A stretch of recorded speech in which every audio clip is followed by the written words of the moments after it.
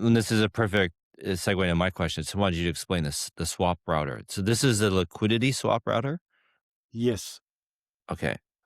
So And this how? is essentially having all the Ruby trade books and finding the best route from token, whatever you select. Rune to Liquidy, whatever. Here you see you have Rune BTC because you don't have a straight pair. You have to. And well, TCY is not a good one. And you could acquire from whatever token, from Ruby straight to B Rune. Oops, no, it is.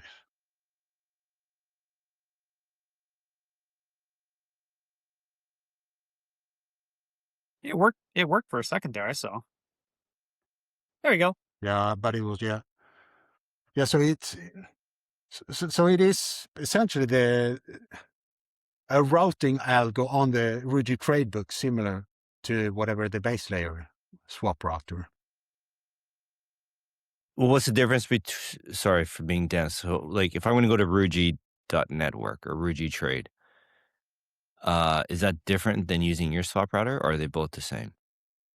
They're both using the same order books, and yeah, I mean, and obviously, I mean, we're not doing this pro bono as well. There is a fee using our swap router, so it's a 0.1% fee on top. Okay, so if so sorry. That's all. Sorry, so if Jan, I say I'm USDC interrupting to you. BTC, that's a quite dense pool, so it's going to be the optimal route is most likely going to be the straight pair. And then we don't actually add any value. Then you might as well just use the base trading pair. What is it? The usual.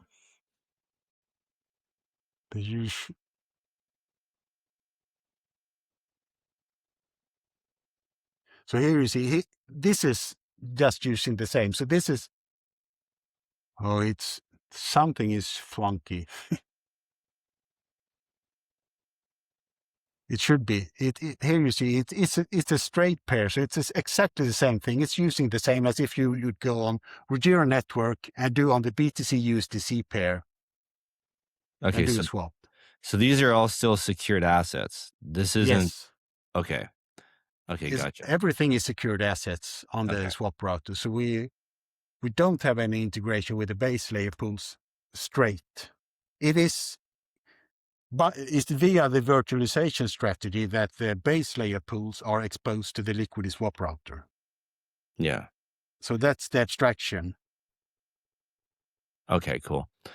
Okay, so basically this is your swap router is like a competing front end to Rugy Trade.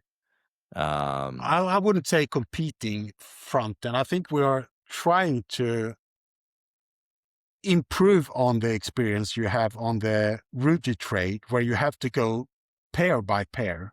Because if I want to go from, let's take Auto, for example, since that is, Auto just has one pair, USDC. But if I want to buy BTC, I have to do 2 swaps on Rugy Trade.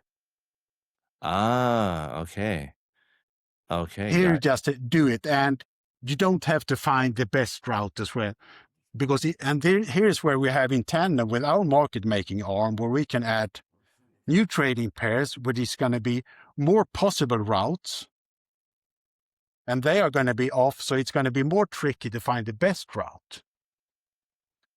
Like I said, on the, let's say, USDC Rune might be if we do a bigger one. And I mean, you have the split functionality as well, so it's splitting. So it's not all the funds going the same route. Oh, so that's because, let's make sure, let me get my smooth brain to catch up. So there's a USDC and Rune pool on Rugy, and there's a USDC and Bitcoin pool and a Bitcoin to Rune pool. Exactly. And so the best way. And so 70% of the trade can go through the USDC and Rune pool, but then because it's such a big trade, the slippage is gonna be higher. Yeah.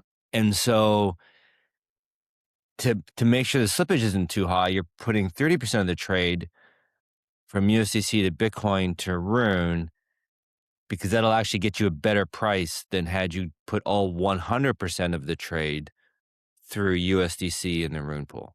Exactly. Okay. And this is still getting the user a better return, even though we take a small fee on top of it. Ah, interesting. This is Is good. and on top of that, what the beauty of this is, because on Ruji trade, if you would have done a one-side trade, it would have just been a market fee of one pair, because you would just be swapping here. Now we say we do one swap here, and even Rujira is taking a fee here on this leg and another one on this leg. So this is actually giving them double fees. A still better deal for the user. Gotcha. I just marked this So clip. this is I see this as a symbiosis where we actually get the end user a better deal. We get more fees for Jira, and we take a small fee for ourselves as well.